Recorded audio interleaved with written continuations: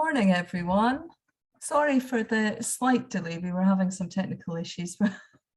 This is a partnership meeting in the truest sense, in that the start was done by the LEP, the initial presentation is done by me, and we've had some issues getting the information over from Norfolk County Council. So it's all been a little bit hectic. So I do apologise for the slightly late start, but hopefully that will mean that you are now all in and that you've all had a chance to get here. So I am just going to start by introducing the team over here. Then I'll do some housekeeping and then we'll get started talking about the boot camps. So welcome everyone. We have a large number of training providers here, which means it's quite hard for us to see everybody here. So I will ask that you raise your hands if you have a point. But just to start off with introductions, for those of you that I haven't met before, my name's Nicola Jenner. I'm in the skills team at Suffolk County Council with a responsibility for digital, but I've worked very closely with our partners on the boot camps. And I will be presenting the information and the context for the boot camps. And I'm being joined today by Graham. So Graham, if you can just introduce your role and a little bit about what you're doing, that would be lovely. Good morning. I'm Graham Phillips. I work at Norfolk County Council in the external funding team. My role in this case is to support the actual writing of your tender. I run a lot of bid writing workshops, so we're going to run this as if it was a bid writing workshop, because in effect that's what you're doing. And I'm going to support Nicola and obviously NALEP in their tender specifications as well. Okay. Thank you, Graham. And we've also been joined by James from the New Anglia LEP. So James, can you just introduce yourself briefly to you, please?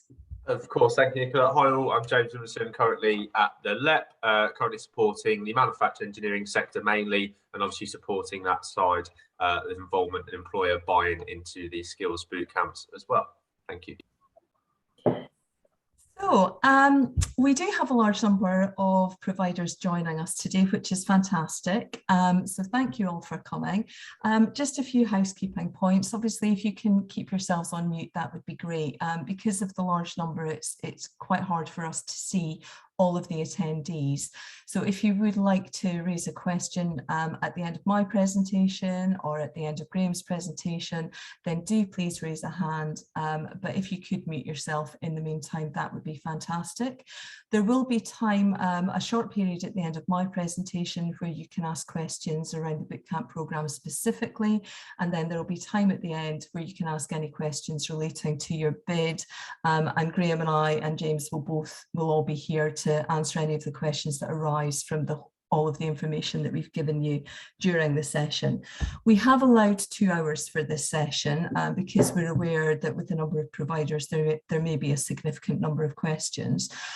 So we will try to keep to time on the presentations, but it may be that we finish slightly early, it may be that we overrun slightly. We can be a little bit flexible around that. We just want to make sure that you guys have all of the information that you need moving forward. So before I start talking about boot camps and the programme specifically, I am aware that I've spoken to quite a few of you already about the boot camp programme. So some of you will have an insight into the boot camp programme already. Some of you may be completely new to this. So I want to just talk about the programme itself, where it came from, what our aims specifically are, and some of the detail around the tender, although Graham's going to talk in a little bit more detail about writing the bid, as he said, and about what's involved in this specific tender. So yeah, I'll get started. It's lovely to have you all here. It's really nice that we've got a significant number of providers, because we are really keen across the New Anglia area of Norfolk and Suffolk, working in partnership with us at Suffolk County Council, with our colleagues at Norfolk County Council, and with everybody at NALEP, the New Anglia Local Enterprise Partnership. We are really keen to promote this programme as an opportunity to really give something to our residents, to our employees, to people who want skills, and to our employers who really are seeking to recruit in this slightly strange time.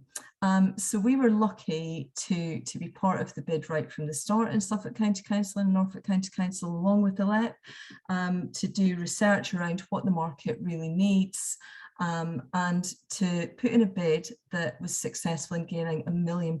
So we've got a significant funding allocation now to add to the New Anglia area. But the boot camps have actually been around for a couple of years already. So the context with the boot camps is that they're part of the national government's National Skills Fund. You may have seen the Skills for Life campaign. You will certainly see it over the next year or so. It's being heavily promoted as an opportunity to upskill, to reskill, and to develop skills in our adult population. So I think it was the end of 2020, as a response to COVID and the pandemic and all of the shortage areas that arose from that the government put aside £2.5 billion into a National Skills Fund. And the National Skills Fund has been promoted as an opportunity to offer lifetime skills to our adult population. So we're very aware that there are key sector areas that are short of skills. We're very aware that adults now are changing career regularly throughout their life. It's not just a situation of one career for the whole of your life. People are changing.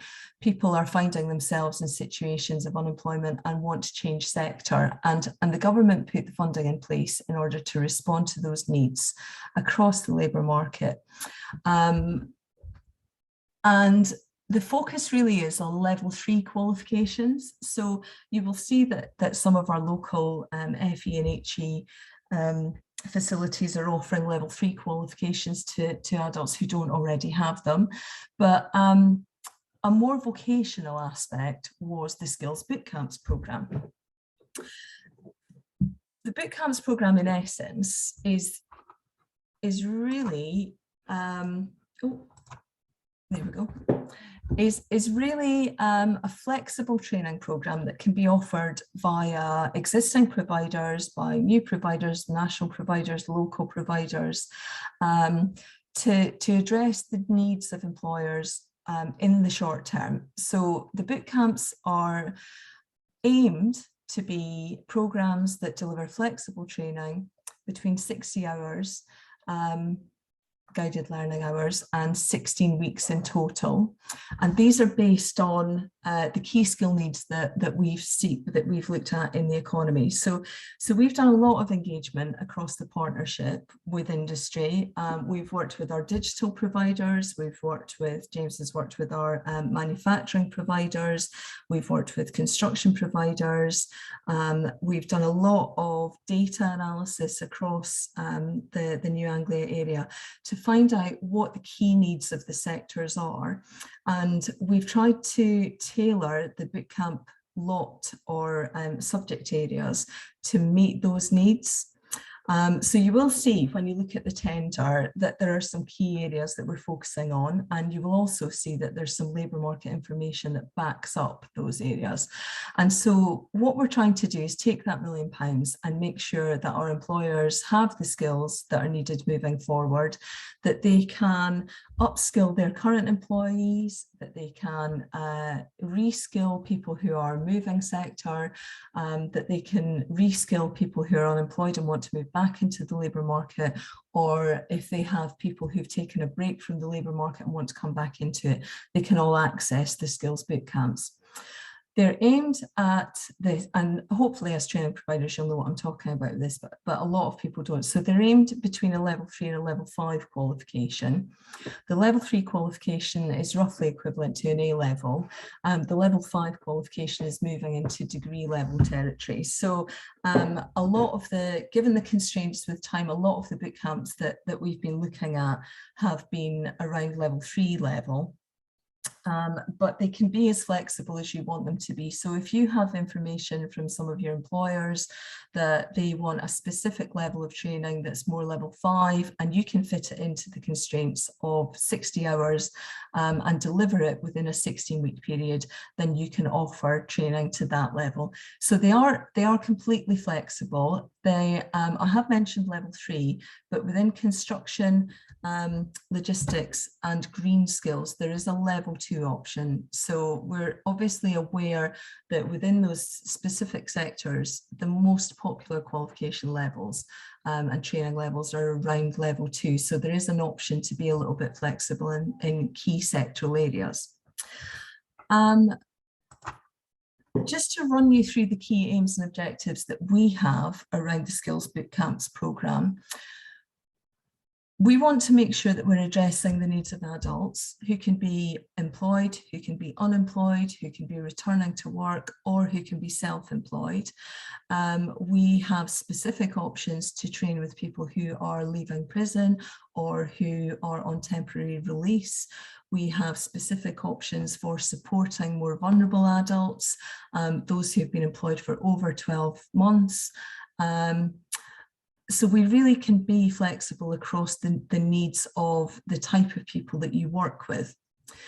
The training that's offered in the Skills Bootcamps can be qualification based, so it can be accredited or it can be non-accredited if you can show that it's aligned with industry standards.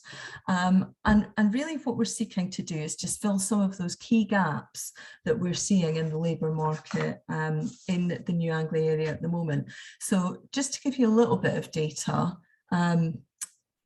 before we move on, and there is more information about this in the tender, so don't worry about taking notes on this, and I'm sure you guys are all aware of it.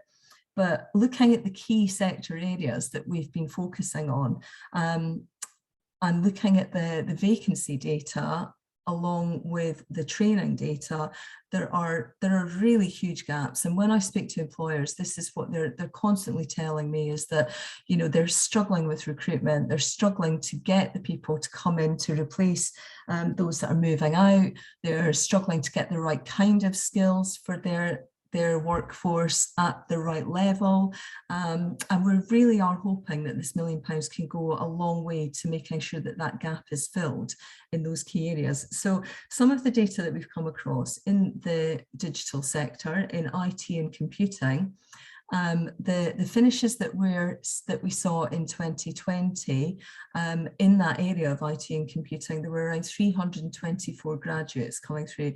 Now, currently, we're looking at openings of 629 vacancies in that sector. So there's a huge gap there.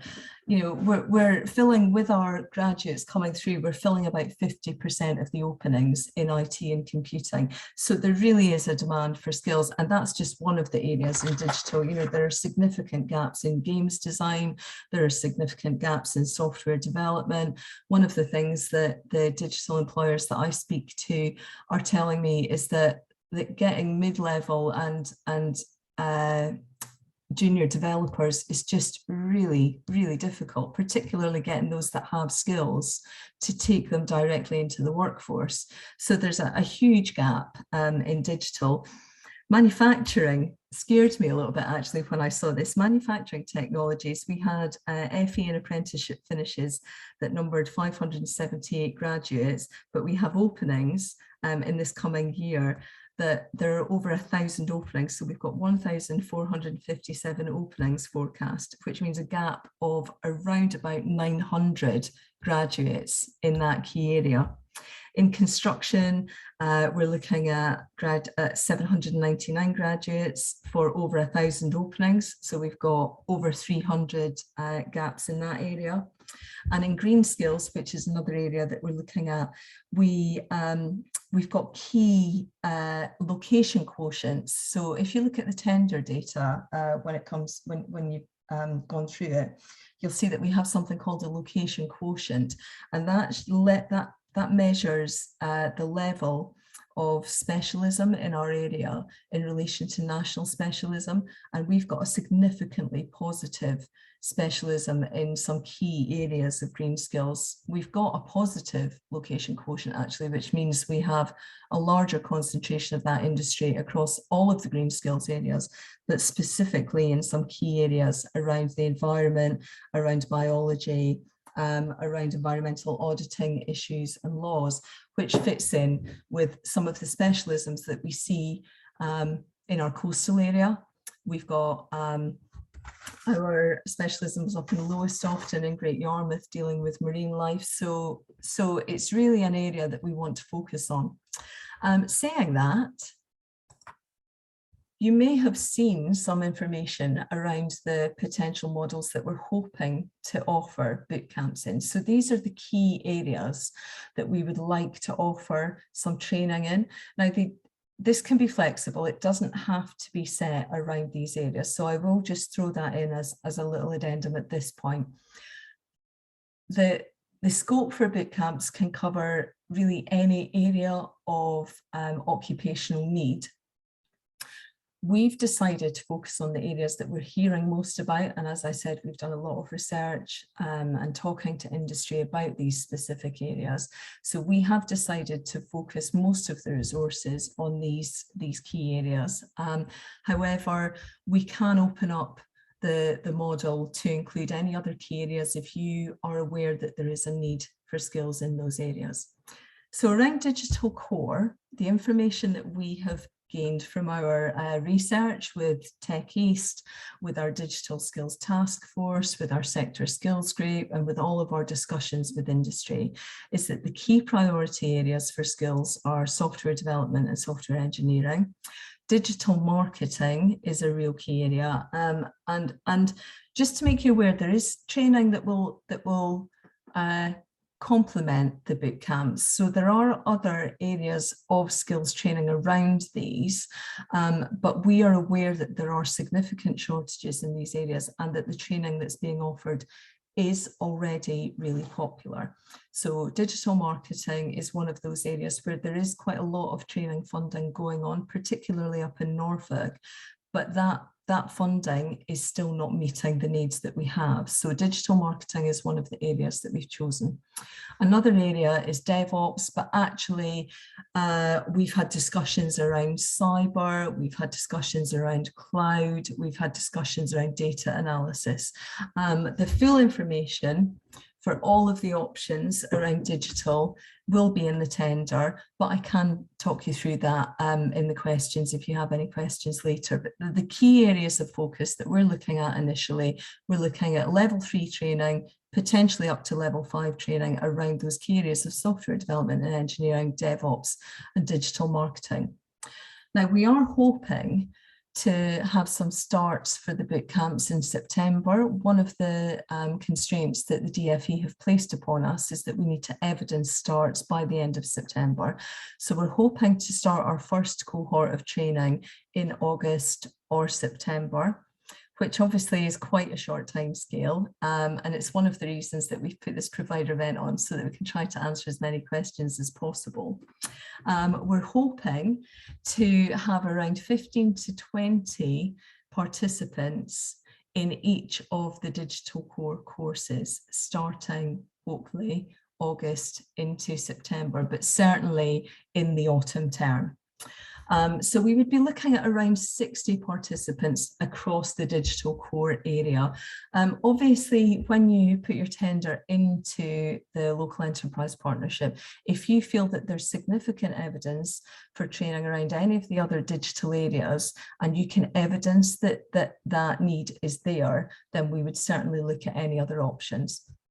Digital is my area of specialism, and I sit on the Digital Skills Task Force. So I would be happy to take any questions outside of this meeting also, if you would like to email me, and that offer would be open to all providers, obviously.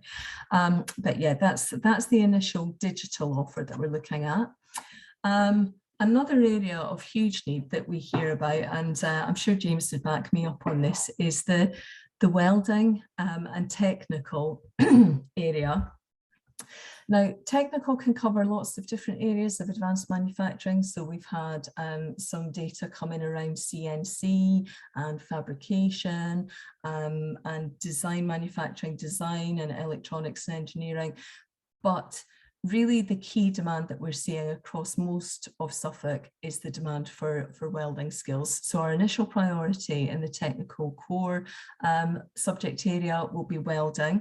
We're hoping to have a provider to take on board around 10 to 12 participants in the first cohort. So again, we're looking at August, September starts for that. And we've already had quite a bit of information from employers who are keen to take up the welding training and who are really keen to offer interviews for that area. So that's one of our key areas of focus. Around the construction sector, and this is one of the areas where level 2 qualifications can be offered. So the CNCS card, she says, desperately trying to think what the qualification is, but I know that the CNCS card is something that is required to work in construction, and that's one of the areas that has been offered by some of our other providers nationally.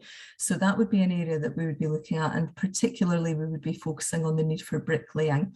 So again, we're hoping to start a cohort in the autumn term, August, September, and we would be hoping to start around 15 to 20 participants across the bricklaying area.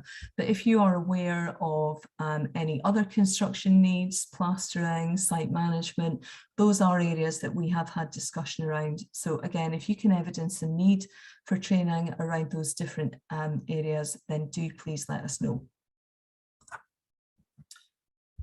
Other areas that we're hoping to start, and it may be that we don't offer these areas in the first cohort. We have had some discussions with some of our providers and some of our employers for these, and we are aware, particularly with logistics, that there have been bottlenecks around some of these areas. But we are hoping to offer boot camps, and we're seeking providers to offer boot camps around green skills. So retrofit particularly has been an area that has come up as a skills need. Logistics, obviously we were all aware of the shortage of lorry drivers over the pandemic. That's something that has caused some bottlenecks with some of the national providers. So if we have any providers who can offer logistics training, certainly please do get in touch with us, and we would be looking to offer that between level 2 and level 5 training. And pathways to accelerated apprenticeships. If you can evidence any training that could lead into a need that employers have around higher level apprenticeships, so specifically taking people who are looking to move into higher level apprenticeships but maybe don't have the skills required at the moment, then we can work with you, we can link you into Apprenticeship Suffolk, we can link you in to any employers that you might need to work with to do that. So we are aware that there is a need to get people into those higher level apprenticeships, and we would be open to any bids around pathways to accelerated apprenticeships. So those are our key sectoral areas. Just giving you a little bit more information about what we are required as a partnership to offer, but what specifically we would want from our providers around the boot camps is that I mentioned that we would be hoping to start some participants on courses in September. We've got a minimum number of learner starts across the programme by the end of September 2022. Leading into a minimum number of 240 learner starts across the programme before the end of this tender bid, this wave. So this is wave 3 of the boot camps. As I mentioned, boot camps have been around for a while. Cambridge and Peterborough Combined Authority offered some of the boot camp provision in our area in wave 2. Wave 1 was undertaken by some key trailblazer areas that were generally combined authorities. So boot camps have been around for a while, and there are definitely some lessons that we've learned from those. the DFE have put their evaluation up on the gov.uk website. So, you know, that might be something that you would want to have a brief skim over before you tender. There are certainly lessons that have been learned, but in some areas, these have been incredibly popular. We have offered up until now digital boot camps across several different topic areas, along with the Cambridge and Peterborough Combined Authority. We've also had national providers inputting in construction, and we have had access to the logistics boot camps, although the sheer demand for those have meant that, you know, that hasn't really been a local offer until now. So what we're really hoping to do is, as I've stressed already, is to tailor the offer to the needs of New Anglia. And I think it's, you know, really nice that we've got lots of local providers in this call, because you will be aware of the needs of this area. You'll be aware of the training that's already going on, and the most popular training and the most in demand training that's happening already, so that we can add to that and that we can complement it. So it is really, we are very keen to use that £1 million to make this offer as tailored to the needs of New Anglia as possible. I think there is a little bit of flex around the learner starts by the end of September. The key performance indicator that we're aiming towards is to ensure that we have 240 learner starts across the whole programme, across this wave, and that those learners have really been able to benefit from the skills, from the training and the specialisms that you guys can offer to really meet the needs that we are seeing. So those 240 learners, we are really, really keen that they have the opportunities open to them, that we're adding value, that we're taking learners who might not necessarily have the opportunity to have that kind of training. We're taking them forward and we're offering them some real solid opportunities moving forward. So that said, if people apply to the Skills Bootcamp programme as individuals, the government, the national government, obviously have paid for £1 million of money to come into this to fund those completely. So if you're an individual coming into this programme, then 100% of the funding is provided. If you work for an SME, so that's a company that has 249 employees or fewer, then the SME is required to, excuse me, to fund 10% of the total cost of the bootcamp. And that situation would arise if the employee is working within that employer and the employer is fully on board with them accessing the bootcamp. So obviously, if we have people who are looking at changing sector or moving out of working with the employer they're with and moving into another employer, then we would look at classing them as an individual. If the employer wants to use skills bootcamps to upskill their employees, that's where we expect the contribution of 10%. There is an employer co-funding requirement of 30% for large employers. So any employer that has an employee number of 250 and above will have to contribute 30%. And again, that's if those employees are staying within that company and they're upskilling within that company. So in order to justify the funding, the 100% funding, the 90% funding for SMEs, or the 70% funding for large employers, we're expecting key outputs.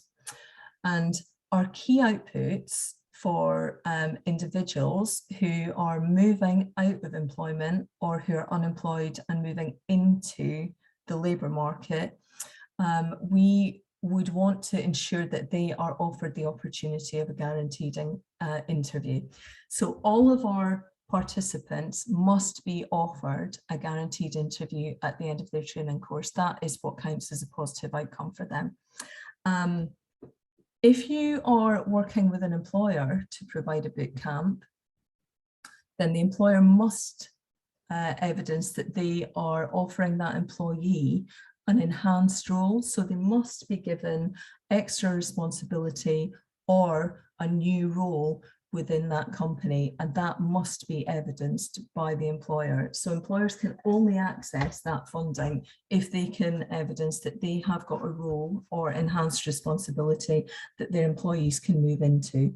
And that stands for both SMEs and for large employers.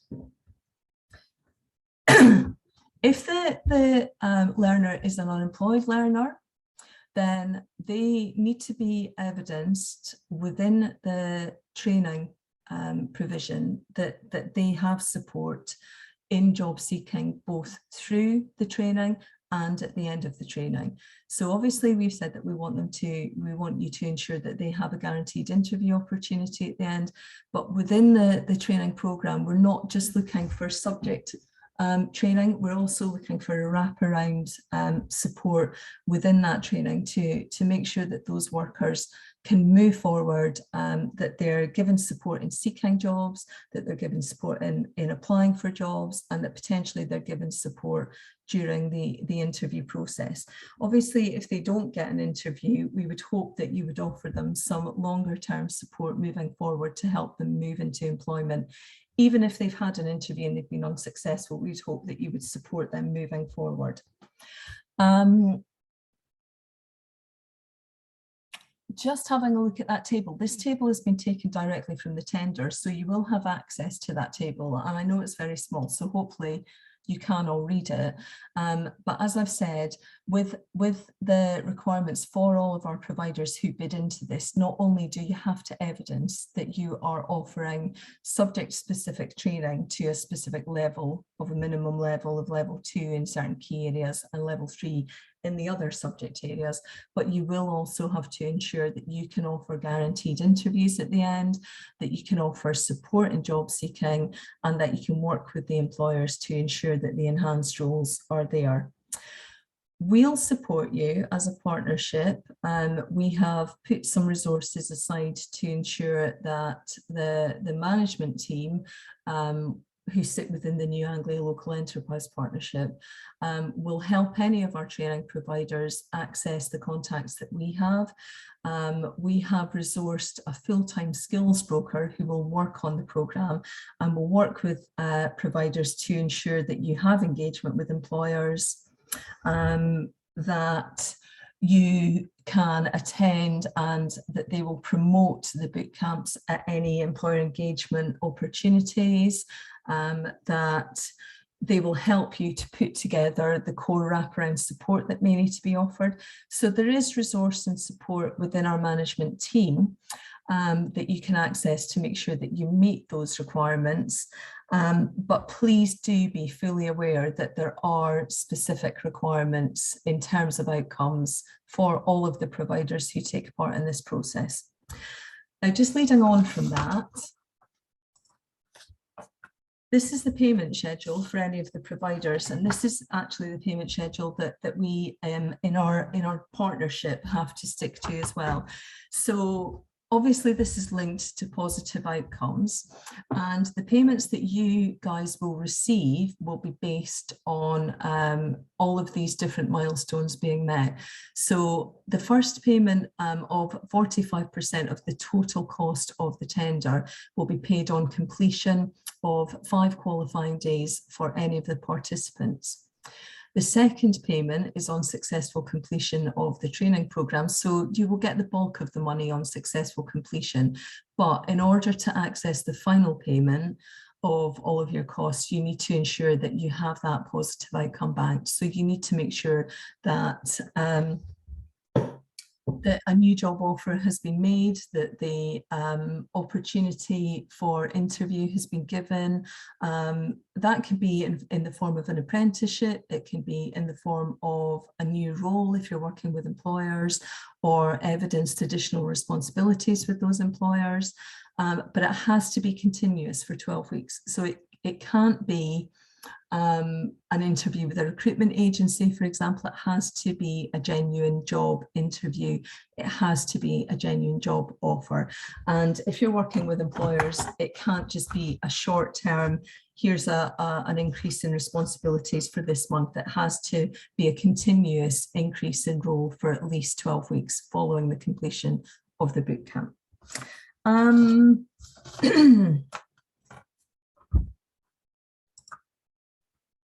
Hopefully you've all received the information about the tender. Certainly we've been promoting it on social media, but there is a link to the tender information, and James from the Local Enterprise Partnership, who's sitting in on this meeting, will make sure that you all receive any information that following this event.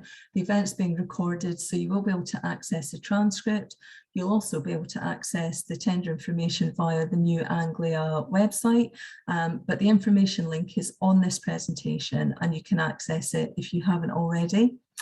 The procurement framework excuse me, is all on there, and we will hopefully have a number of providers that are applying into this tender. So it's really important that you go through that tender carefully. I know that Graham will be joining us shortly to talk you through some hints and tips for the tender application, but all of the information that you need is on the tender document, and actually make sure that you read it really carefully and that you're aware of all of the requirements and outcomes, because having spoken to some national providers, you know, some of these outcomes have been quite difficult. When you start the process of training, you will be required to offer an assessment to all of your participants to make sure that they're ready to access the level of learning. So, you know, some of our training providers have mentioned that they've been working with people who have recently immigrated into the UK. They've been working with people who maybe haven't had qualifications at level 2 leaving school.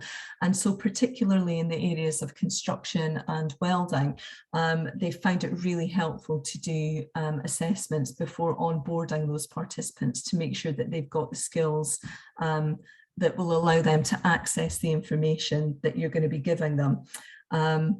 So it's useful to make sure that you do undertake some kind of skills assessment with all of your participants, that those participants are aware of the requirements of the course, that they're aware of the time schedule that you're going to be putting together, and that they're aware that they will need to be working with employers and other agencies to make sure that they can access employment at the end of it.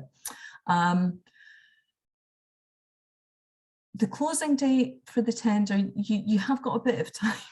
She says time is zooming past. So the closing date is the 10th of July. And we would be looking to interview participants by mid-July on July the 15th, so that we can ensure that those contracts are issued and that we can get those starts that we want in August and September. I mean, I know, having been in education, that a lot of training starts in August and September. So we're really aiming to get these up and running as soon as possible. In terms of content, the DFE has been really, really flexible around this. As long as you can show that you're working at the right level, as long as you can show that you're meeting industry standards, as long as you provide a certificate for our participants, actually you can use the labour market information that you've got. You can tailor the training courses that you're already offering to make them fit the bootcamp specification. So it's really about your expertise as providers and working around those key topic areas to ensure that the training is really as bespoke as you can make it. You know, work with your participants, work with the courses that you've already got, and try to ensure that, you know, that you've already got a bit of information about this. Obviously, you know, we're aware of the key needs that employers are coming to us with, but the employers aren't telling us exactly what they want. So, you know, the DFE have tried to make this as flexible as possible. So it is a funding opportunity for you guys to take the popular courses and to look at the needs that you already see and to tweak your provisions so that you can access this funding to really meet those needs. So yeah, realistically, we're not coming to you with a curriculum. We're coming to you with the offer, and we're hoping that you can say to us, right, this is the curriculum that we can offer, and then we can assess it and hopefully match it to the needs of our employers and take it forward from that point. So it is really a positive opportunity for the area. We really do want to maximise this and get as many providers on board as possible, you know, given the constraints. We would hope that the costs of the training courses would fall within a maximum amount of £3,500. We would hope, you know, given the information that we've had and the national trainers that we've spoken to, the other local enterprise partnerships that we've spoken to, that the majority of the training can be offered for a total cost of £3,500 or less. But we are aware that in some cases, there may be requirements to increase those costs, and we would certainly be open to looking at bids that are above £3,500, but we would need a really strong case as to why they are above £3,500. You know, we are aware that in the West Midlands, for example, some of our large national training providers have been working with large employers to form very bespoke training courses specifically for those employers. Now, those employers obviously have contributed the 30% co-funding aspect, but they've been able to access a really bespoke offer that has allowed a large tranche of their employees to upskill. And, you know, if you can evidence that you've got links with employers that they're willing to invest and that you know that there's a need, then, you know, we would certainly be open to working around that £3,500 figure. But that would be, you know, we would be hoping that most of the training that we want, given the 60 guided learning hours and the maximum 16-week limit on time for each of these courses, that you would be able to cover everything off in that £3,500. I mean, I guess the only thing really that's left for me to say is that obviously, as I've mentioned, we want the subject content. We want to be as flexible around that as possible. We want you to use your expertise in delivering that subject content, but we also want to make sure that our applicants are moving into enhanced roles or moving into work-ready skills so that they have that wraparound support, they have access to interview skills, they have access to some of the softer skills training in that package that you offer. So please do be aware that that will also be something that we're looking for. In terms of it being a really positive opportunity, obviously I've stressed that already, and we are really hoping that you guys will take this on as a really positive opportunity to provide the skills that you want to provide, to meet the needs of our employers. And we're also hoping that there will be future waves of funding available so that this won't be the only wave, and, you know, and that we can take providers forward and offer longer term opportunities moving into the future for our workforce. We do have lots of opportunities that we have already set up. So we've worked with some of the local prisons, for example, to make links with them. We work closely with the DWP. We also work closely in our sector skills groups with some of our local employers.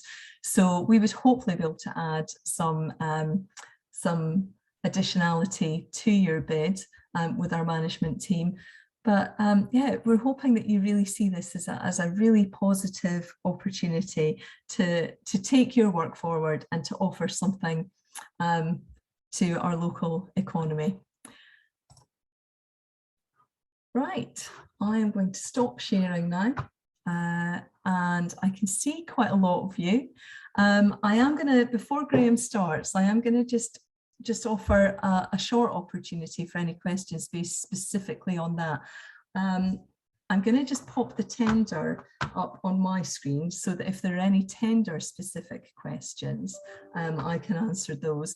And James is going to get involved and look through the chat for me so that we can feedback any questions from the chat. So feel free to type your questions into the chat or put your hand up if there's anything immediate that you would like me to cover.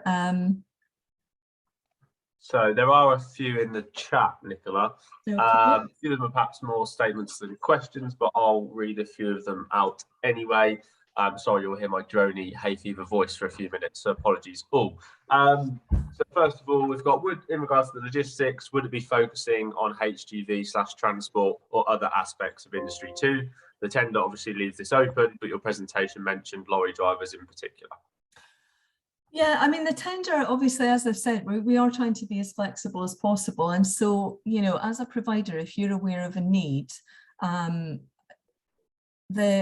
the logistics, the HGV driving would be a focus because, you know, we are aware from some of our employers that is a key need. But if you're aware that there are some other areas of logistics that can be covered off, not just HGV, then absolutely, you know, put that in your tender bid and we would have a look at it. Yeah. Hopefully that's covered it. Logistics isn't an area that I am an expert in, obviously covering digital, but I have spoken to some of our large providers and it was the logistics that really kind of was snapped up immediately by some large companies. So I know that Sainsbury's, Waitrose, some of the really large multinational companies actually, but national companies for our needs got into that tender really quickly and took up a lot of the places. So yeah, I think as a local offer, given that we've got Felix still on the doorstep and, you know, and we're feeding into Harwich and the Gateway 14, then it would be something that we would want to look at. But yeah, any evidence of any other needs we could definitely look at. Perfect, thank you. I've had a comment from Adrian Marshall. Adrian, please feel free to raise your hand or be more specific around what area that is, because I appreciate the slides have moved on since then, so apologies. I've had a comment around what's the position for charities. Right, so this is something that we've actually talked about. You do need to be a community interest company. You can't access this as a charity because there has been a lot of COVID related funding come through the public sector specifically for charities. So yeah, I think if you were looking for charities to access training funding, I mean, I guess it depends. Sorry, James, can I just ask who it was that put that question, because it might be handy to just get a little bit more information about that one as well. Yeah, that was from Viv D. Viv, do you want to just come in and Yep, can you hear me? Yes, I can. Yeah. Hello. Sorry, I'm having technical difficulties. I can't even get my face up on this. Yes, I work for a charity called Inspire Suffolk, and this is what we do. We do training courses for NEET individuals between the ages of 19 and 26. So that's youngsters who've got no employment, education or training. Yeah. So they fall between the cracks kind of thing. Yeah. So we'd be looking at the sort of level 1, level 2 courses, and particularly construction, logistics, HGV it would be of interest to us, and we already provide courses called Step Up, which is bridging that gap as it implies, really. So I mean, all of this would be some of this would be very interesting to us. Yeah. And we're already operating in that area, but we are a charity, a registered charity. So you're a registered training provider though, aren't you? Yes. Yeah, so I think you would be fine with that. Okay. The discussion that we had initially was more around whether charities as employers could access the funding levels. So, you know, obviously, obviously there's that 10% SME co-funding element for any company that wants to access the training for their employees. And we have had Community Action Suffolk, for example, ask us whether their employees could benefit from this. And in that respect, if they're a community interest company, they can access the training, but anyone who's a registered training provider can access this tender So yeah, absolutely. I mean, obviously the level 1 training is not something that we would be looking at, but level 2 in construction, absolutely. And if you already offer training courses around that, then, you know, your experience would really be valued. So I would say, yeah, absolutely. For level 2 construction, definitely. You know, and if there is any other training that sort of meets those target areas, then do please, yeah, have a look. Yes, we're looking at games design. We've offered some courses in that area in the past. Yeah, so level 3 and above for any of the digital courses. Excuse my ignorance, I'm not quite getting the idea of that 10%. What can you explain that in real layman's terms? Who has to pay that 10%? I mean, if our youngsters come in, everything that we give to them is free. Obviously, that's why we need the funding for it.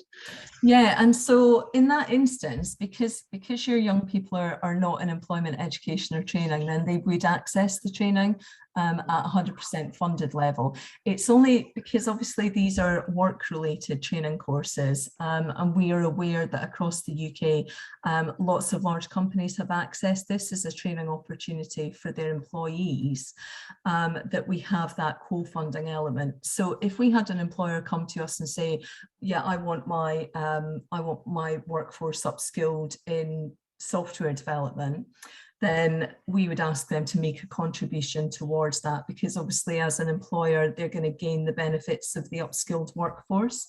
If it's a large, I mean, all companies actually initially were asked to make a 30% contribution towards costs, no matter what size they were, if it was their employees that were upskilling. So yeah, to be really clear on that, if an individual comes to you as an individual, if they are employed, but they're not doing it to benefit their employer.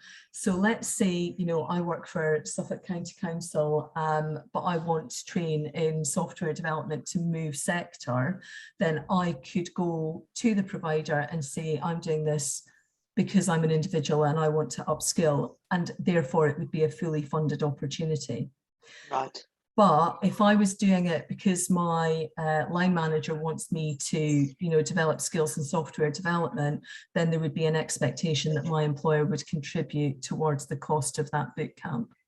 So, you know, as someone who's as a provider who's looking at bringing people on board, if you have someone who comes to you who's employed and they say, yeah, I'm going to be using it in my role at work, my employer's on board, then we would expect that employer to contribute. But if they come to you as an individual who says, I want to change pathways completely. So there in the digital in the West Midlands, there were lots and lots of individuals.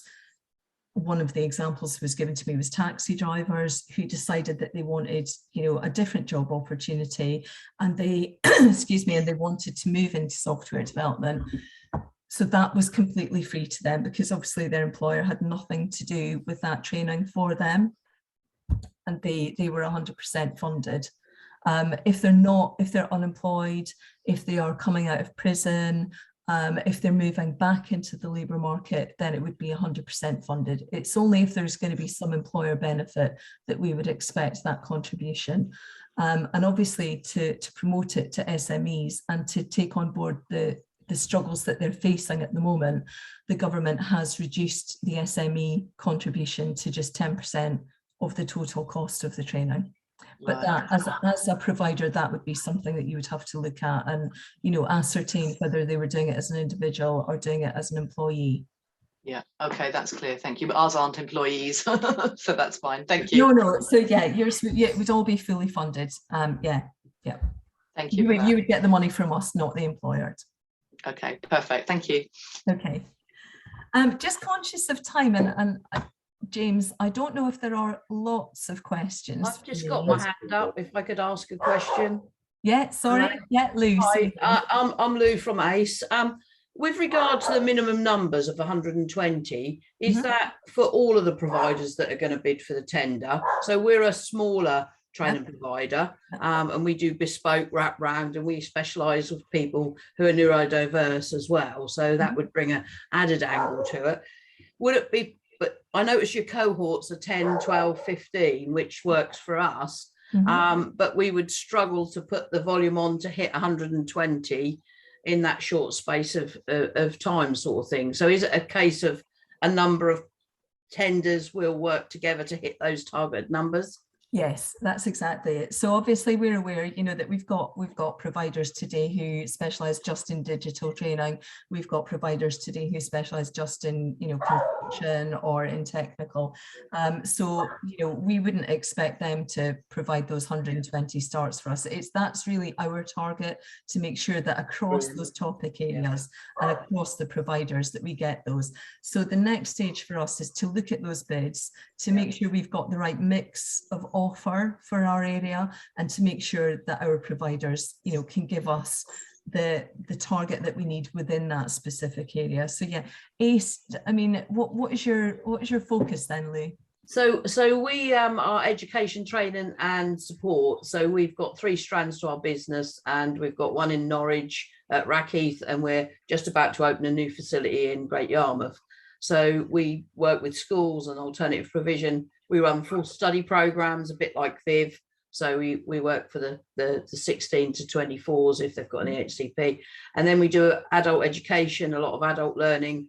And then we run a lot of employment projects, and we run sector-based work academies, and have got lots of links with the employers. But we do it very much on small scale, and we focus on those who are most disadvantaged or furthest away from the labour or the educational market. My other question quickly is are there any organisations out there, or is there people, could we collaborate and work together? Because a lot of the work that we do on a subcontract basis. So we work with East Coast College and the College of West Anglia, and we provide that specialist SEN support, those in crisis, that kind of thing. So that works really well. So we're not going to be a national provider or as big as the college, and we're not in competition.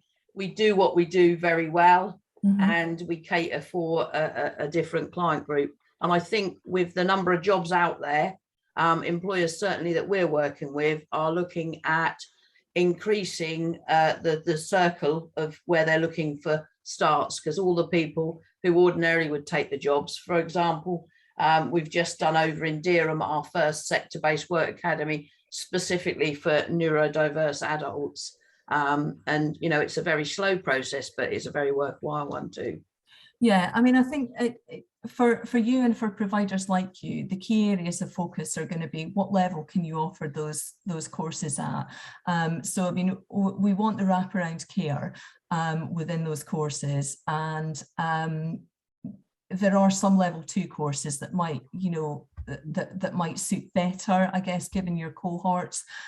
So in terms of a consortia bid, yes, absolutely, we would be happy to take those. And it may be that you provide the wraparound care for, you know, part of something that another provider is offering. Unfortunately, you know, we won't know more about all of that kind of thing until we get the tenders in. So I would suggest that if you want to work with another provider, you know, you approach them and put in a joint tender. That way, you know, we can see that everything's covered off and that the costs are all added up and included in that final bid. But yeah, I would say for you guys, look at the levels and make sure that, you know, your participants are aware of the constraints that are in there. Yeah, thank you. No worries. Right.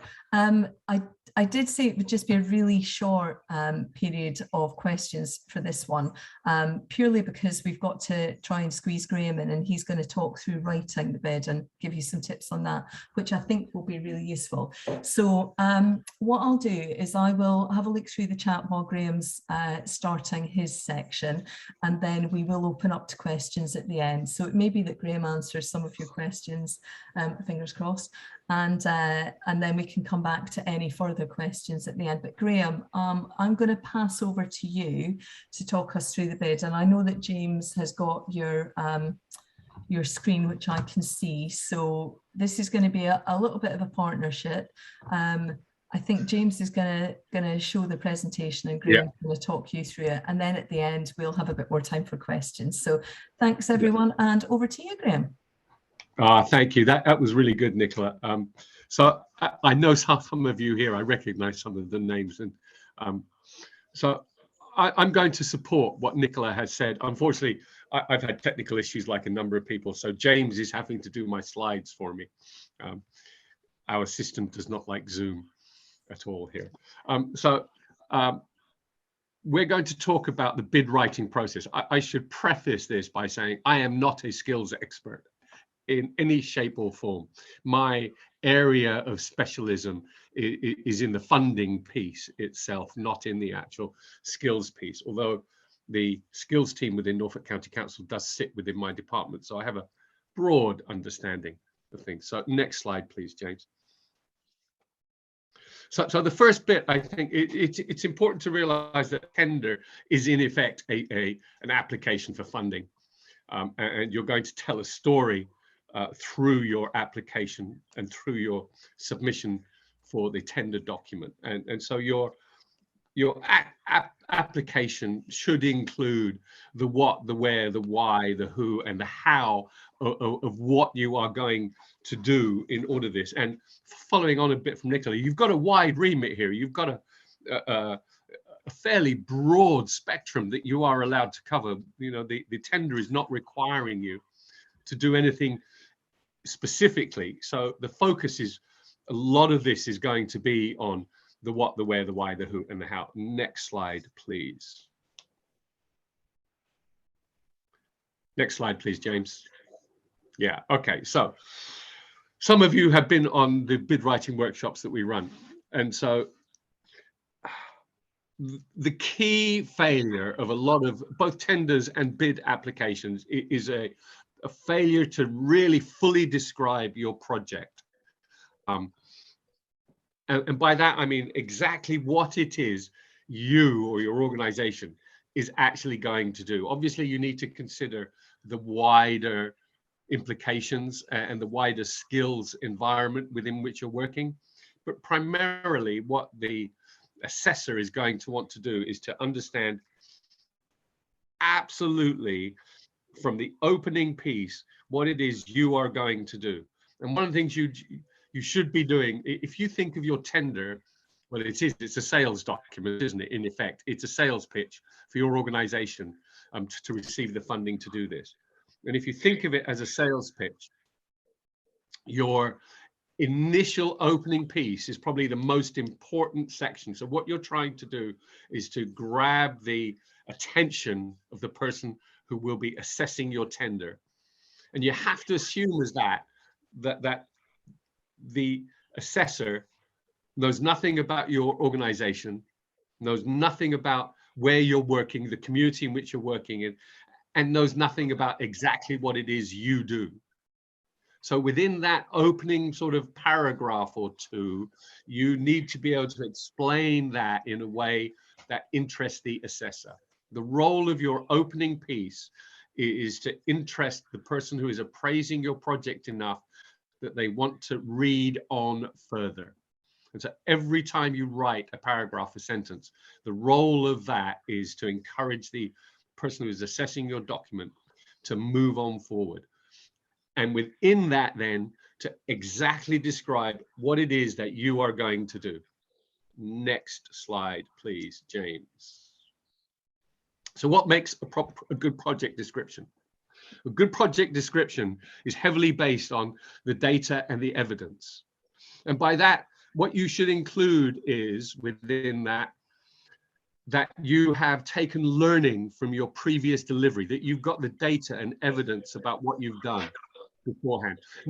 Maybe not just what you have done, but what the broader sector has done, that understands that best practice is this way of doing things, and that what you are proposing to do is part of best practice. Because I know from discussions with the skills team at Norfolk County Council, that's one of the things they're looking for, is that understanding that you have taken learning from previous delivery that you have done, and that you have the data and evidence to back that up, and that the language that you use is positive, that shows in a positive light that you have taken that learning, that you have taken that, and you can evidence it through data, maybe through the number of outcomes or the ratio of participants to outcomes. So within this, then, it's all about the detail. It's about detail from the moment that you put pen to paper, if you like, all the way through to the end of your submission for a tender. And your details should be referenced heavily in data and in evidence, because that's what appraisers are looking for. They're looking for that. It used to be able to write these tenders and tell a story in a narrative and have lots of case studies and all that sort of stuff.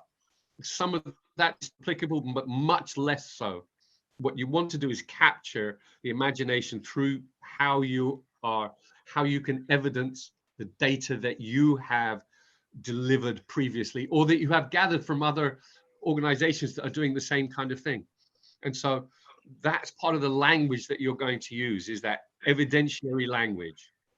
You're telling a story through data, you're telling a story through the evidence, and that's really, really important right from the beginning, to be able to show that you have an understanding of what it is you're trying to do, and you have an understanding of the wider remit within which you work, but you also have an understanding of exactly why you do what it is you're doing that is preferable to why someone else does something differently, or how someone else does something differently.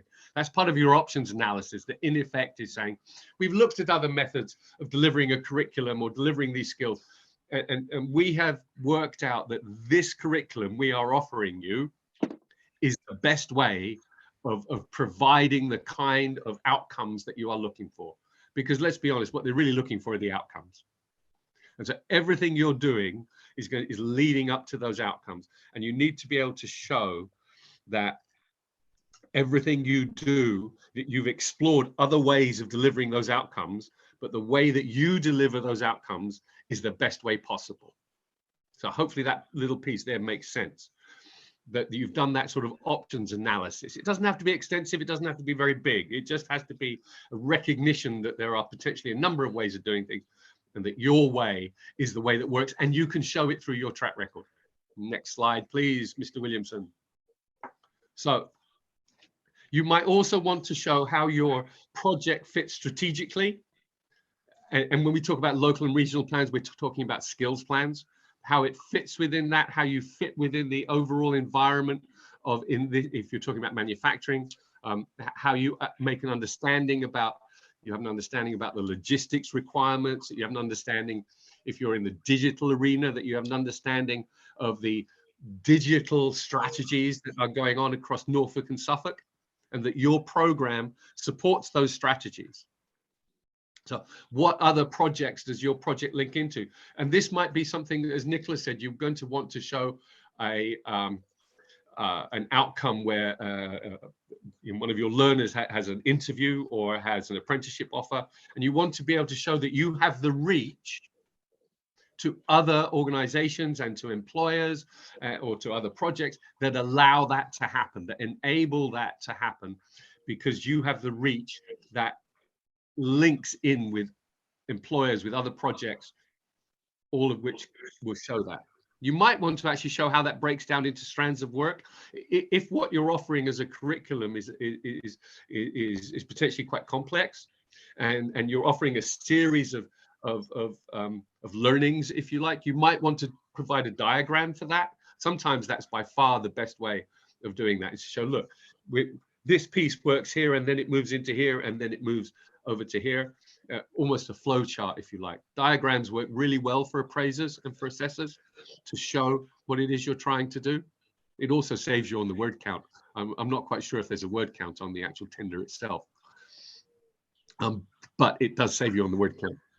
And the other thing is, you want to be very clear about the skills that the team that is going to do this delivering has, because that's part of your track record, that the history that your team has, the skills that you can offer that potentially are better than other teams can offer. Because as you can see by the number of people here, this is going to be quite competitive.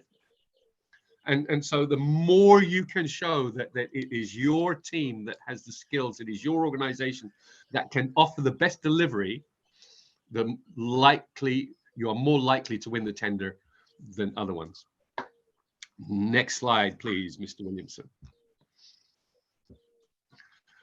what they're really looking for, having spoken to the skills team and also to Nicola, I think what they're really looking for, and this is where you should focus your agenda within the application, is on deliverability.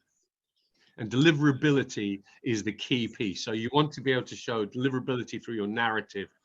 You want to be able to show that you not only that you can deliver, but you've done this kind of thing before, that you have a knowledge of both counties of Norfolk and Suffolk, a good knowledge of the skills and employment arena within both counties. That's going to count for a lot. I think if we refer back to what Nicola said about, encouraging local organizations, your advantage as a local organization is that you understand Norfolk and Suffolk, and if you do, you should promote that quite heavily, because that's absolutely one of the things you're going to be looked for, is that understanding what they're doing. And so you want to be able to evidence that understanding. You want to be able to show how, you want to be able to evidence that you understand because of your reach. If you've explained your reach into employers, for example, that starts to support your evidence that you have an understanding across both counties. And so all of that is linked in with the data and with the evidence that you can do this. Next slide, please, James. Back. This is probably the most important thing. Every time you make a statement, an assertion, or an allegation, back that up with evidence, back that up with data.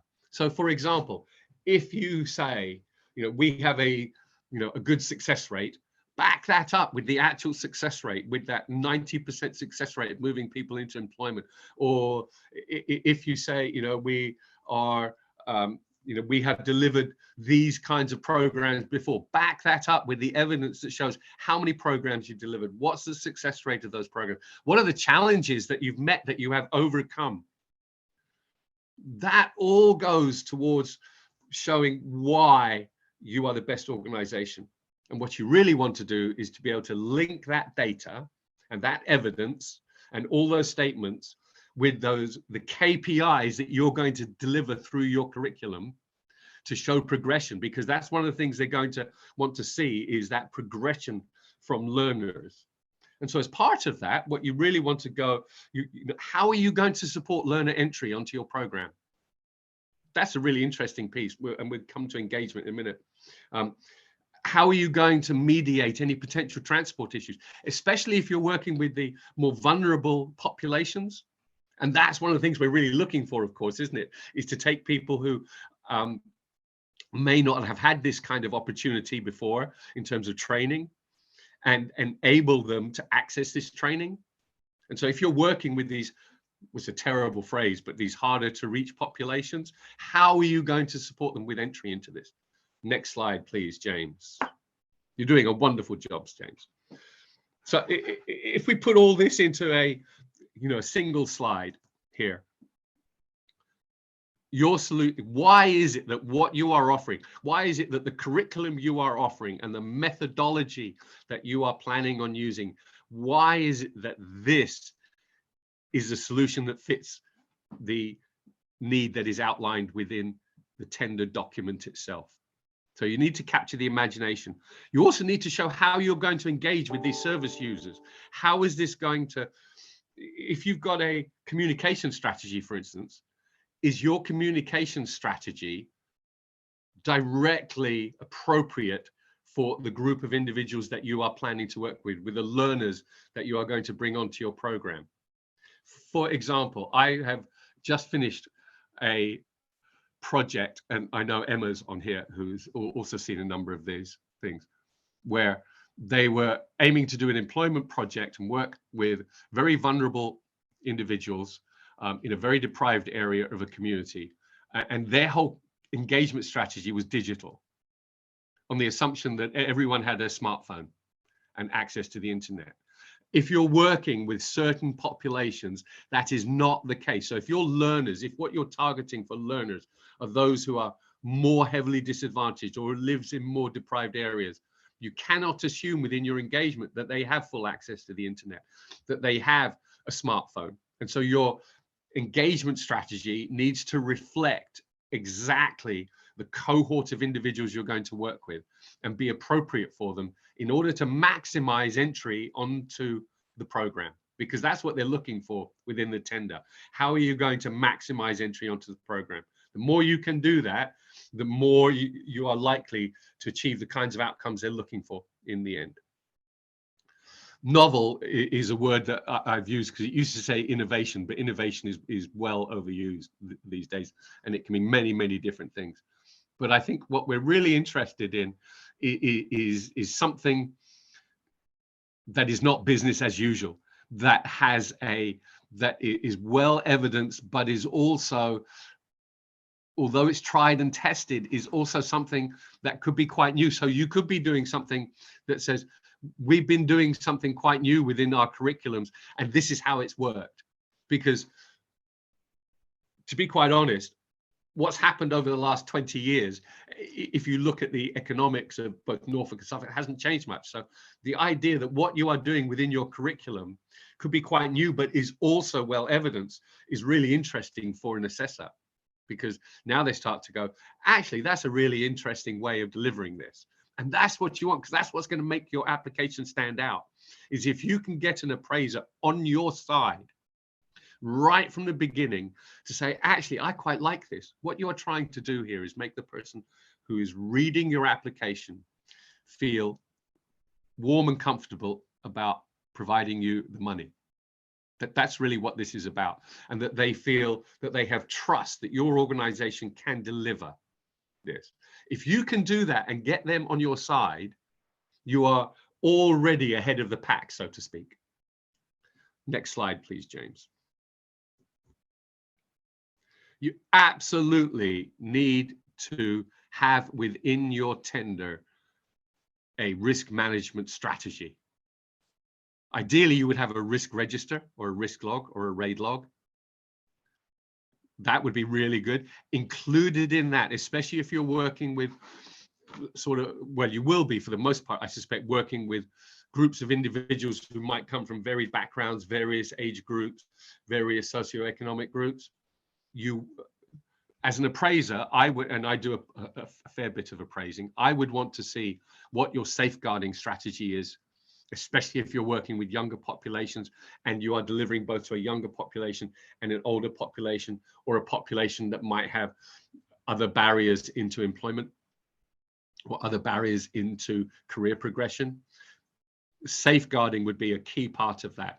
What you do not want is an appraiser to go, well, how are you going to deal with the mix of people that you have? So what you're trying to do is allay any questions before they arise in the appraiser's mind. The more you do that, the more you look at what you're writing, and every time you write something, say, is there a question that might come out of what I have just written?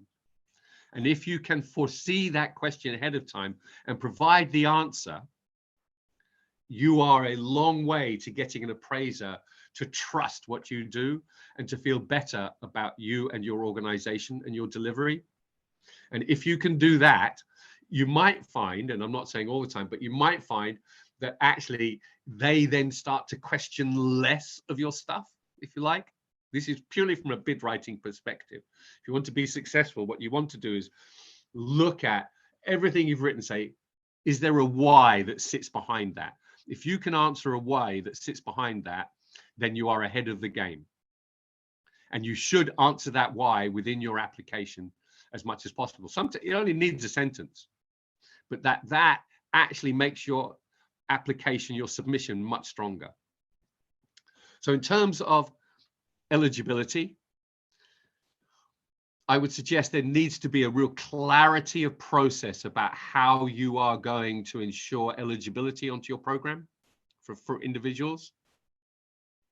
Absolutely. I think if, as an appraiser, I would want to see that you have a clear, strategic, and well thought through way of processing that eligibility, and that you can evidence that in order to show that you really understand the rules. There is no shortcut to reading the tender. I think, as Nicola said, you need to read the tender, and you might need to read the tender document 3 or 4 times. There is no shortcut to understanding the rules.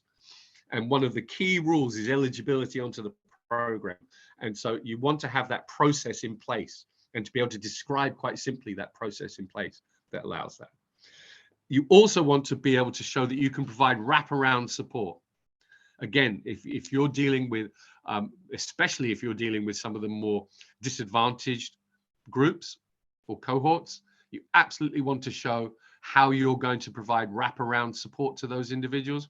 Actually, you're going to want to show how you provide wraparound support entirely anyway. I would suggest that what you want to do is have a process of wraparound support, which would include identifying those who might need more support to reach completion than those who don't. You're going to have a variety of individuals in your cohort. Some are going to sail right through, complete, and go on to deliver an outcome. Some are going to complete your program but not deliver an outcome. And some are going to struggle to complete your program. And so you want to have a process that allows you to identify those who might have restrictions or constraints on how they complete and deliver the outcome. And you want to show that you can mitigate that through your wraparound support. Next slide, please, James. Mr. Williams, right. So how does your project add value? This is a key piece because this is what we're looking for, isn't it? We are looking for projects that add value to what is currently happening in the skills world, in the employment world. So you might want to identify organizations that offer the same kind of similar activity that may or may not be working correctly. That goes back to showing how what you offer is the best way of delivering this. Even if it is not standard practice, but has been shown to be best practice, that's a really good thing. How does your project add value to the funder, in this case, to the people issuing the tender, in this case, to NALAP? How does your project add value to what it is they're trying to do? So you need to understand their agenda behind this, which Nicola, as she has laid out, and the tender does lay out quite clearly what it is exactly they're looking for. So how does your project not only deliver the outcomes they're looking for, but meet that overall agenda that they're looking for with this tender? How does it not duplicate something? This is a key part, because if you're offering the same curriculum as everybody else, and again, not being an employment expert, but if you were offering the same offer as everybody else, why would you be picked over someone else? You need to explain that what you're doing is not going to duplicate what somebody else is doing, or it's not going to displace something that maybe you are already doing. Because there's no value to that. If you're running an employment project and then you do this, but this is actually going to reduce the impact of your current employment project, then why are you doing this? Why are you working with if you're working in partnership, if you want to work in collaboration with other organizations, what is the rationale for those particular partners? What skills do they bring to the table that you don't have? What skills do you bring to the table that they don't have? Why are you working? Why are you picking that curriculum? We talked about that another time. And then also you might want to be able to show that this is something that goes beyond what you normally do. This is a new way of working beyond your normal way of working. That shows added value, because what you can show is that actually when this works, we will build this into our business as usual program, which shows sustainability for the curriculum that you are prepared to offer. Next slide, please, James. So we've covered this, but your track record is something that not enough organizations do when they are writing these kinds of tenders. Big yourselves up is a shorthand for this. Make sure that you really do bring that to the forward for an appraiser, that you say, we have delivered this stuff successfully before. We have a team of skills. These are the skills within our team that can deliver this, that has delivered this, and will continue to deliver this. Because that's what they're looking for, isn't it? They're looking for the team that will deliver these the best way possible. And your track record is the best way of showing that. So don't be reticent about trumpeting your own successes, and trumpeting within that, trumpeting the challenges that you have overcome within your cohorts as well, that you understand there are challenges within the curriculum and within the individuals within your work, but you have been able to overcome, and you can show how you can overcome them. Because that's one of the things they're going to ask is what happens when you meet an obstacle as an organization, and you want to be able to show that your organization is agile enough, if you like, to be able to overcome the challenges that come with delivery of this kind of work. Next slide, please, James. Who is going to deliver the work, and for whom? Next as well. We can skip straight past that one. Next one, James. So make sure that you have a budget that lines up directly with your audience and with your participation, that your budget, every time you have an action within what you're going to do, there's a budget line for it. You need to be able to have that, and that your budget line includes communication, and that might include flyers, it might include digital strategies, might include all sorts of things for engagement and communication with your participants, and that budget is strong enough to be able to do that. How are you going to engage is the key piece. But make sure also that not only you have the budget line for how you're going to engage, but you have a budget line for all the admin that sits behind this. You're going to be submitting claims at 3 stages within this, aren't you? Your initial one, your middle one, and then the final at 20%. Behind those sit admin processes that you need to make sure you actually budget for. Because there's one thing appraisers look at, is they look at a budget line, and then they look at your actions, say, well, look, you got here, you know, you're going to submit claims. Well, okay, so it takes time. Time is money in an application form. So make sure that you've got that budget line written in, so that an appraiser who looks at your potential budget and goes, okay, so they've got an admin, look, they've got a budget line for that admin staff, and that is reflective of the amount of work that's needed in order to do the claims, and it's reflective of the amount of work that's needed for your communications, reflective of the amount of work you need to do for your engagement, for your recruitment of your learners. And then at the other end, that you've got a budget also for closing your project down, because people do tend to forget that there is a budget involved at the end process. As you come through, you still have to show some weeks later that there has been that outcome, that you've got a budget that allows to do that, that your budget doesn't stop on the day your last learner finishes their curriculum. Next slide, please, James. Okay, so how does your audience know about this? That's a key part of your engagement. How do they know about this? How are they going to access it? How does your marketing or your promotional material tie into the project need? Nicola talked about being able to evidence need and demand. You are absolutely going to be able to need to show local evidence around need and demand for the specific sectors in which you work. So how does all that promotional activity, how does that tie into that need? How does it tie into that demand and reflect it back at the learners who you want to engage? Next step, please. I'm conscious of time, and I want to give you guys enough time to have a good Q&A session, because I know there'll be a lot, especially for Nicola. So who will deliver the work? Make sure you've got your delivery partners, your contractors, if you're the lead organization, you've got your partners. If it's a complex thing, a diagram. Diagrams are lovely as an appraiser and assessor. I love to see a diagram, because I can look at a diagram and understand what it is that's happening much faster than I can if somebody's taken 5 paragraphs to explain all this. So you might want to think about having a customer journey. Excuse me. I would, no matter what, regardless of whether you put it in the tender or not as an image, I would absolutely construct a customer journey for your typical beneficiary, your typical learner in this case, and then use that customer journey as one of the basis for your tender submission. It's the best way of showing evidence that you're in your. It will link then directly into your monitoring, will link into your KPIs. You'll be able to show that flow as someone comes into your program, goes through the. It's a theory of change, really, isn't it? Here they are at the beginning. This is what you're going to offer. This is what happens at the end. And this is the impact of what you have delivered.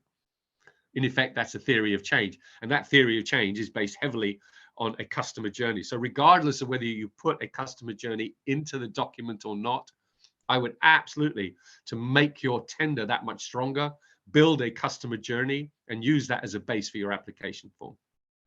Next slide, please, James. Timing is really interesting. Make sure your time, and I know this is, you know, some of this is really basic stuff, but make sure that your timings are actually accurate and relevant, that you actually provide start dates, end dates, that you have enough, that you built in timings for things such as admin, for your wraparound support. You built in timings for your claims processes. You built in enough time for your engagement and your recruitment process. All activity that you're going to deliver, whether it's to the learner or internally, needs a start and an end time. And you want to be able to show how they run all the way. So you'll be able to say, because without these timings and without that budget, how are you going to monitor your KPIs? How are you going to show progression through that customer journey at various points? Next slide, please, James. Project detail, detail, detail, detail. Present it clearly. Give your project a name, because that's always a good thing. It's always a good thing to give a project name instead of saying, you know, this project will. You could say, you know, the XX project will deliver. Use positive language. We will deliver this. We will do this. This is what will happen as a result of the curriculum we are offering. That's part of your language that we talked about in that first thing. Names always help it. Your customer journey will then provide you with a table of activity. And that's why you should be thinking about designing a customer journey, because then you can say, okay, so right here, this is when we deliver these activities at this stage in that customer journey. And these are the activities we are going to deliver. Next slide, please. So in final, as a summary, consider your overall project management for this, your leadership, how that's going to be done, who, in effect, that's your governance of the project internally. Okay. Who is going to manage your project? How are you going to make sure that you meet your aims as an organization? Because that's a key part of this, isn't it? Not only meeting the aims of what the tender is looking for, but meeting the aims of your organization. Make sure you've considered your claims, your audit trails, your administration, your management of the various work packages, especially if you've got a multi-level curriculum that you're providing. If you're procuring work, how are you going to manage that? Or if you're going to contract for freelancers to deliver, how are you going to manage that? Make sure you consider your project setup. Make sure you consider procurement, recruitment, all that kind of thing, your end. And also, if you are going to bring in staff for this specific project, be very clear about the differentiation between your current staff and the project staff on this project. So all of these things, you should just be considering all the way through. And again, your customer journey will help you to summarize these things along the way. Last slide, please, James. So I put funding at Norfolk here because I was very busy. I didn't have to change it, but obviously Nicola is available as the new Anglia Local Enterprise Partnership. Hopefully this has been somewhat useful along the way, and hopefully this has helped you think about how you're going to write your tender application. And now I'm done, and we still have half an hour. Thank you, James. Much appreciated.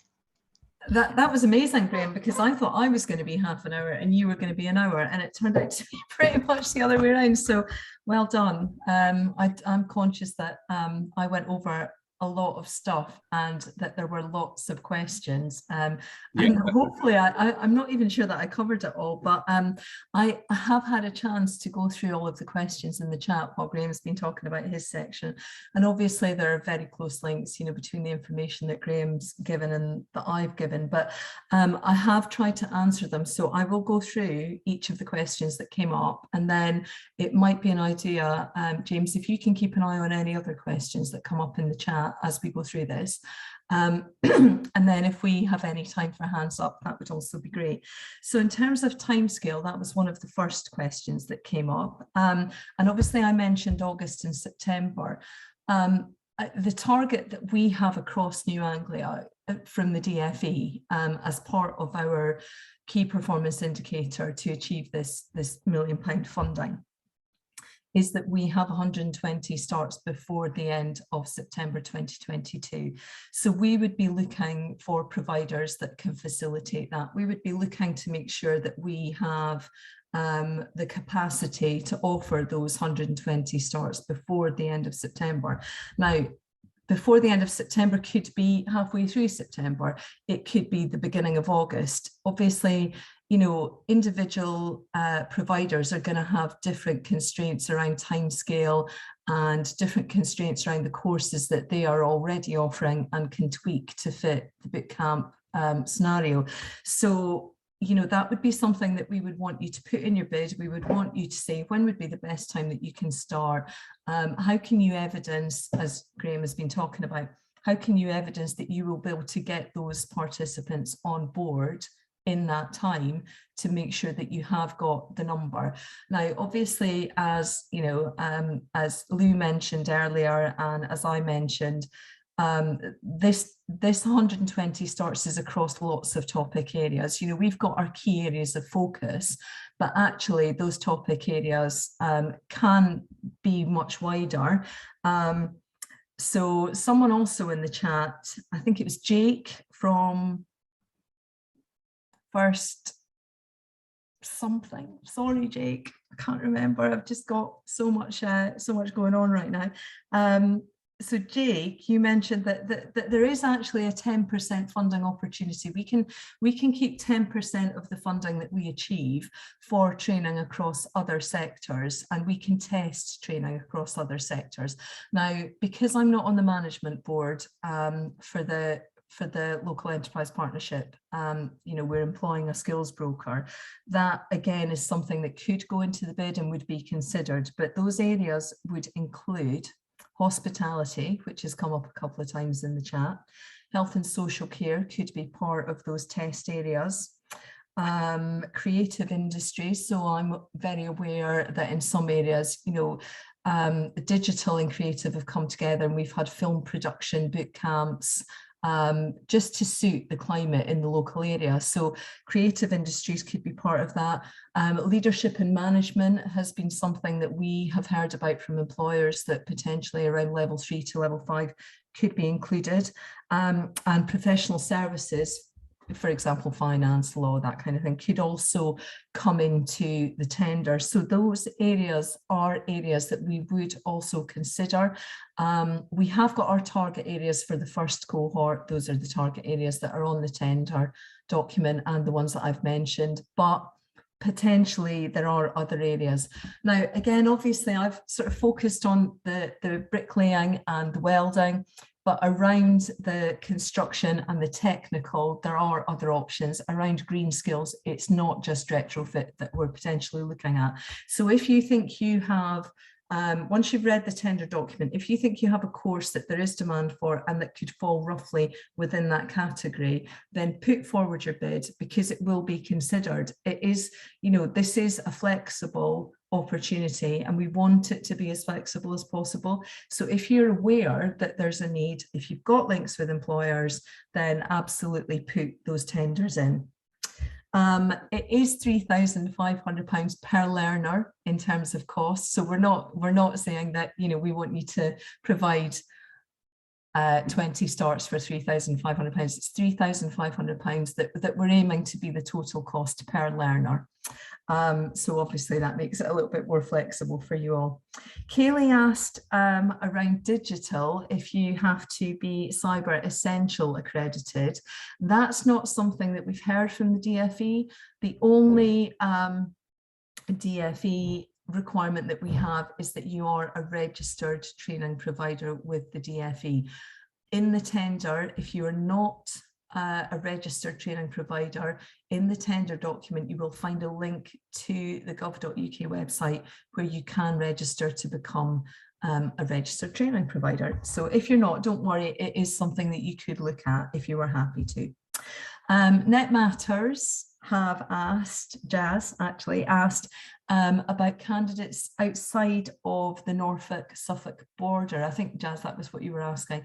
And certainly it is something that has been widened. We have had approval that the boot camps can be provided to some of our bordering areas. So tendering has been mentioned, Colchester, sorry, has been mentioned. If you've got a site in Colchester and you're working with people from Suffolk, then absolutely, you know, look into it. The border limitations have been removed slightly to take into account the fact that, you know, we operate across borders and we operate with different LEPs, and obviously our initial funding came from Cambridge and Peterborough Combined Authority area to provide boot camps over here. So don't worry if you are potentially providing slightly outside of the area, just put that in your tender document. Adrian, you asked about evidence of increased responsibility, whether a job description or an email would be enough. Yeah, as long as the employer can convince you that there has been some increased opportunity, and I think a job description would be perfect if they can show, you know, before boot camp and after boot camp. That would be great. But you know, we are aware that there has been some flexibility with some of our training providers. They've worked very closely with employers to ensure that they have satisfactory evidence of that, and yeah, I think an email would be fine. Hopefully that's answered that question. The award date, so someone asked about whether there was a specific date that you would hear. So in the tender document and also in my presentation, I mentioned that we would want the bids in by the 10th of July. The bids will be looked at the beginning of that week on the 11th, and then you will be notified by the 12th of July whether the management team want you to come and present your ideas. So you would go in and talk to them and present your potential bid on the 15th of July. And you would be notified by the 19th of July. So we have got a very quick turnaround. So the proposals need to be in on paper by the 10th of July. You will be notified by the 12th of July if you're being invited to present them on the 15th of July, and you'll be notified of success by the 19th of July. Recordings of today and information I'm going to leave to James to hand over, because he's been doing the admin behind the scenes, and we have got a note of everybody's email address and who's taking place. Obviously you've registered, all of the information will be sent out to you. Now, something that I should have mentioned that's really quite important. Someone asked about delivery. Can it be in person? Can it be blended? Can it be virtual? It can be any number of those. Now, obviously, over the pandemic, the digital boot camps were the first boot camps to be instated, purely because they can be offered quite easily virtually. The construction boot camps were also offered completely virtually. So the take up for those, you know, we struggled a little bit. We struggled a little bit with the take up nationally for construction because of the virtual aspect. And obviously things like construction and HGV, you know, you're going to want an in-person element, but it doesn't have to be all in person. It doesn't have to be all virtual. It can be blended. You know your learners, you know your courses. If you feel that you would like to do a blended approach, if you would prefer to do it all in person, if you prefer to do it all virtually, as long as you can justify your presentation method, then that would be absolutely fine. I would just stress in terms of the key points to get over, and hopefully, you know, I talked through this earlier and there isn't any confusion, but in terms of timescales, you're going to have to deliver at least 60 guided learning hours. So that's at least 60 hours face-to-face with your tutors to your participants. You have a maximum of 16 weeks to deliver those. We've seen a variety of levels of courses. We've seen 8-week courses. We've seen courses extend slightly because it's been okayed with the DFE, given circumstances. But if you want to fit in with your learners, and we would expect you to, you know, think about whether your learners are working full-time if they are employed, whether they're working part-time and you want to fit in with that, whether they are unemployed and you want to offer fully face-to-face within, you know, a specific time period. You've just got to make sure that you get those 60 guided learning hours in. So if we're looking at the constraints that are in place, to deliver 60 guided learning hours over a maximum of 16 weeks, you would be looking at a face-to-face delivery time. So face-to-face can be virtual, obviously, but it's FaceTime with the tutors. You would be looking at around about 3 3/4 hours a week, so around 4 hours a week FaceTime. But you do need to make sure that you're taking into account the fact that your course may be being delivered to people who are working and have to do it in the evenings. If you're, you know, like Inspire or ACE, it may be that you've got that ability to deliver face-to-face and you can combine it into a shorter time scale and you could do it as a full-time course. So do consider the types of participants that you've got and what will best suit them, because it does need to be in the documentation, how you're going to engage them, how you're going to fit it in, and how you're going to tailor your course to make sure that people can access the course given their circumstances.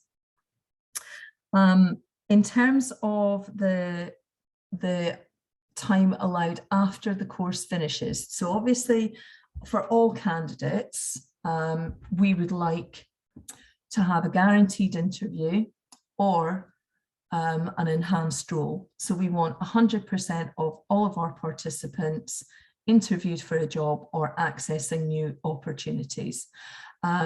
That interview can be for an apprenticeship. So obviously we've got our pathways to accelerated apprenticeships.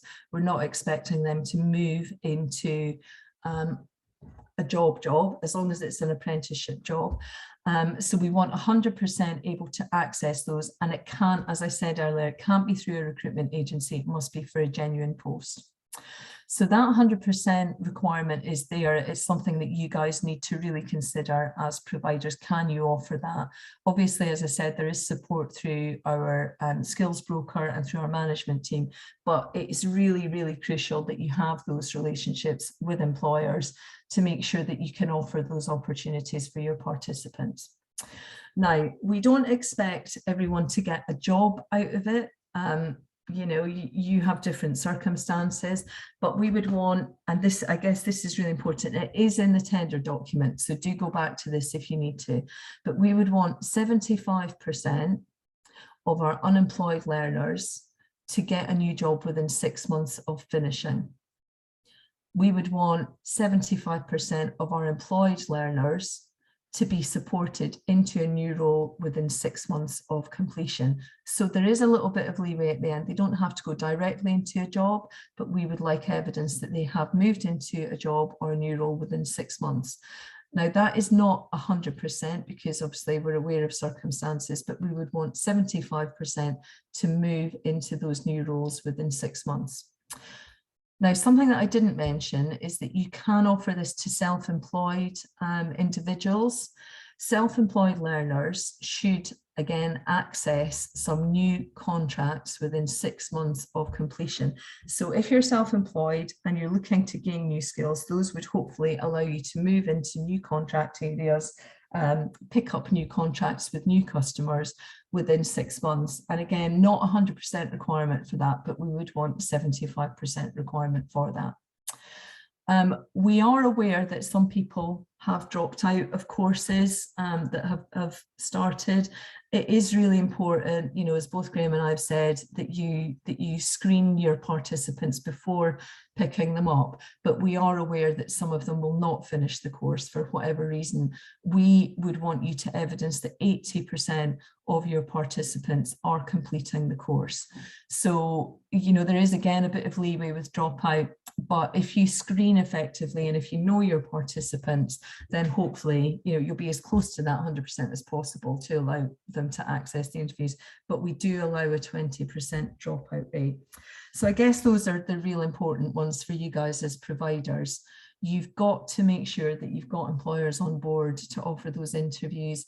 You've got to make sure that employers who are engaging with your programme are clear that they will be expected to offer enhanced roles to any employees that access the funding. And you've got to make sure that if you have self-employed individuals, that they're aware we will expect them to show an increase in contract, an increase in customer contracts from those skills boot camps. 20% learner dropout rate really is what we're aiming for, no more than that. But we are aware that, you know, it may take a bit of time. So you have got 6 months to evidence moving into new roles or new contracts or new jobs. So I think that is all of the main content and all of the key points. I'm hoping I've answered all of the questions.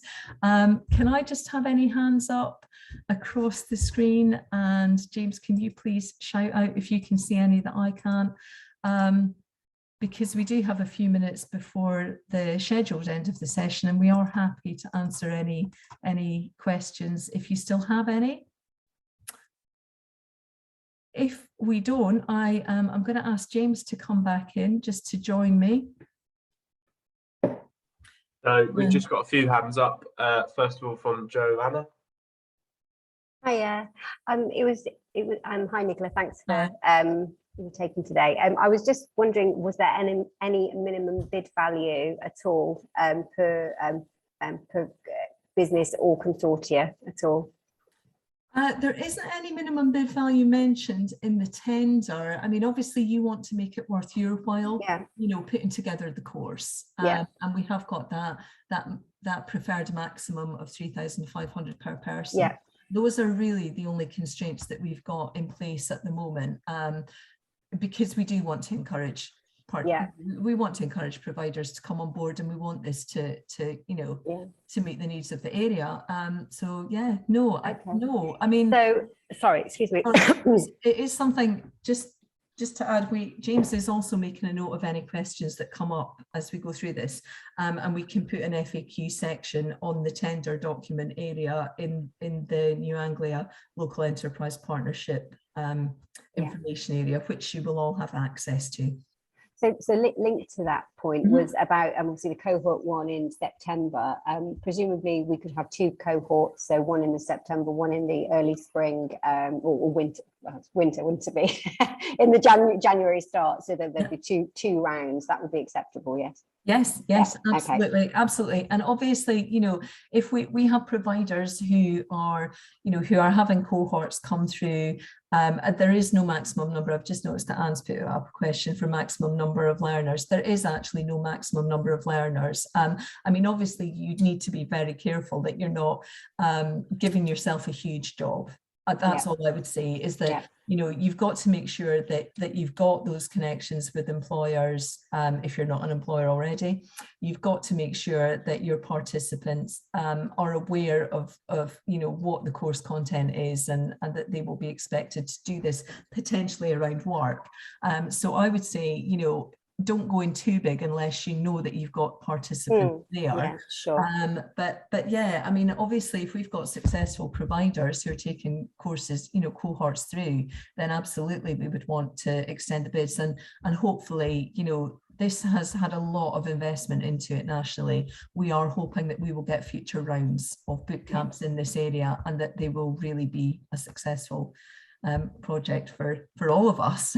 Well, good luck with that from your side. Well, I'll mute myself now. Thanks for answering that. Thanks so much. Cheers. James, I still can't see everyone, so if you there's Jazz with a raised hand. Jazz, would you like to come in? Hi, can you hear me? I can. Hi, Jazz. Hi, so just a quick one. With our course and what we run currently, we are holding our trainees to industry standard, but because it's a tailored course that sort of caters specifically to the things that they would like to learn, we don't offer it like a formal qualification. So for needing to pitch it for like level 3 or level 5, obviously we like to get them to work ready standard, like someone that we would employ and deem appropriate for the job roles that they're going to be going up for. How would you like us to evidence that we are meeting that expectation? Would it be a demonstration of what is usually required for, in our case, a junior web developer, and how we meet those requirements? Is that enough? So in the tender document, there is a little bit more information around what we would expect for industry standard. So it mentions that, for example, if you were to look at the apprenticeship standards, that could be used. We've got RARPA and SFIA standards on there. But if you can evidence that you are already offering training, as we work quite closely, Jazz, in another project, so I am aware of the industry standard that you guys work at. I guess what I would say is that it might be useful to look at some of the other boot camps that already exist. You can go onto the gov.uk website and see some of the boot camps that already exist nationally, and maybe have a look at some of the software development ones and see what level they're operating at. But industry standard, because you are an employer as well as a training provider, as I'm aware that several of you are actually, especially in digital. If you're aware that these people will be moving into jobs and that qualification, that training will take them into a job, then that would be evidence enough, really. Okay, yeah, so kind of like we're an experienced employer, we know what is expected type thing. Yes, I mean, it's the positive outcomes that we're looking for, because there is no requirement to be. You obviously have to be a registered training provider, but you don't have to offer it as an accredited course. We're asking that participants have a certificate at the end of it, but they don't need to come out with a formal level 3 qualification, as long as they have those positive outcomes. Brilliant, thank you. Okay. Any other questions? Viv with a raised hand. Viv, hi. Hello again. Sorry, I'm presuming it's for a year, the tender, is it? The tender initially is well, it's not quite a year. We would want to get all of our final starts on board by the end of March 2023. So we would hope to have completed all of the cohorts by this time next year, really effectively. So in terms of you as providers, you would need to make sure that your final starts were on board before March 2023. Okay, thank you. And then hopefully we'll have more rounds. Hopefully we'll be really successful, have lots of recruitment opportunities, and we'll get lots more money. That would be great. Joanna, is that a new hand from you? Yes, sorry. I just noticed. I noticed someone else's question, and apologies if I've missed the answer. In terms of formal bid documentation, we applied for another one in another region where we've also got a base, and there was very much this is the document you have to fill in. I noticed obviously with the your documentation is the questions, but there is I haven't noted a formal application form and a formal finance sheet. Is that the case, or have I missed it? Sorry. So I haven't noticed a formal application form either. I think that in your bid, they're expecting more of just a document to cover all of the specific areas in the tender document. So Those of you that haven't looked, excuse me, at the tender document, there's a lot of information that I've covered today, but towards the end, I think it's around about section 13. It's definitely on page 13, and then beyond that, it asks you to outline specific criteria. Yeah. So yeah, you would need to look at that. James, I don't know if you, because as I said, I'm not on the management team and I haven't seen a formal application document as I have in other areas. And I think it is more of, you know, just make sure that you send in a document that addresses all of those points. But James, can I just ask you to make sure that goes onto the FAQ section of the LEP webpage? And there isn't an application document on there, is there? There is just the tender outline. So currently, yeah, that's how it sits, and I'll pass that back to the team and make sure that gets answered. I'm also very cautious of time, Nicola. We've had it in for 2 hours, of course, for everyone else's time as well. If there are any further questions, you've all registered to the Eventbrite page. There'll be an info@New Anglia email. Please do send emails to us. Obviously, they will be answered on FAQ, so everyone can see them on the New Anglia page. But yeah, other than that, I thank you both. Thank you, Nicola. Thank you, Graham, as well, for your presentations. Thank you all for attending. Any further questions, you know, like I said, we'll make sure they're included. Just please feel free to email us. But thank you all for your time, and hopefully everything's okay. And have a great rest of the day. Thank you. Thanks, everyone. Lovely. Thank you very much. Take care. Thank you. Bye. Bye.